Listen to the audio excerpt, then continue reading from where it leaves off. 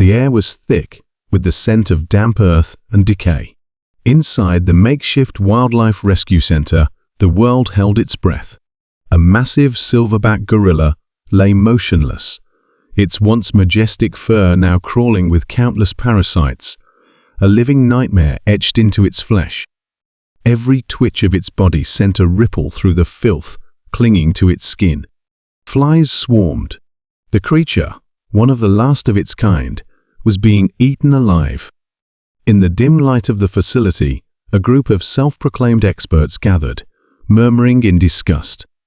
"This one's beyond saving," one of them scoffed, shaking his head.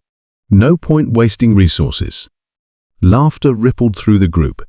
They didn't notice the quiet man in the corner, unshaven, wearing tattered clothes, eyes hidden beneath the shadow of his hood. He had been standing there since dawn, saying nothing, just watching. "Disgusting, isn't it?" A young woman sneered at him. "What do you think? Should we just put it down?" The man's lips barely moved. "No." The others laughed again, eyes rolling. To them, he was nobody, just another vagrant who had wandered too close to the rescue center. A homeless drifter, probably looking for food or a place to rest. He didn't belong here, in the world of conservationists and professionals. But he stepped forward slowly, his boots caked in dried mud. He walked past them, straight to the gorilla's side. The creature's labored breathing filled the silence. The parasites writhing beneath its skin pulsed like something out of a nightmare. And then, to everyone's shock, the gorilla opened one eye. A weak, flickering movement, almost imperceptible, but the man saw it. A sign of defiance. A sign of life. A murmur swept through the group. Someone scoffed, "Even if it survives, the infections will kill it. Look at it, it's suffering." The man ignored them. He knelt beside the gorilla, stretching out a hand, his fingers barely brushing against the infected fur. He whispered something, words too soft to catch. The gorilla's breath hitched, its body tensing recognition. Understanding? Someone stepped forward. "Hey, don't touch it.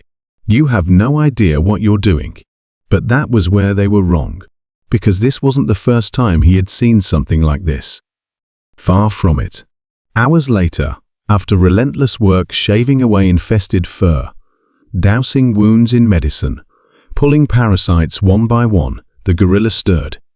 It groaned, shifting its massive weight, no longer entirely lifeless. The process was excruciating, but the man never stopped, never hesitated. The others watched, disbelief on their faces. "Who is this guy?" Someone whispered. It was the question that should have been asked from the start. He was nobody to them. But deep in the forests of a forgotten land, he had been somebody.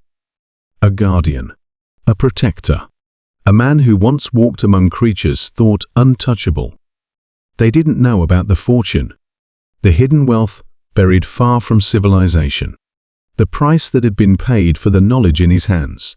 They didn't know the truth about the gorilla lying before them, how it had once been part of something bigger, something lost to time.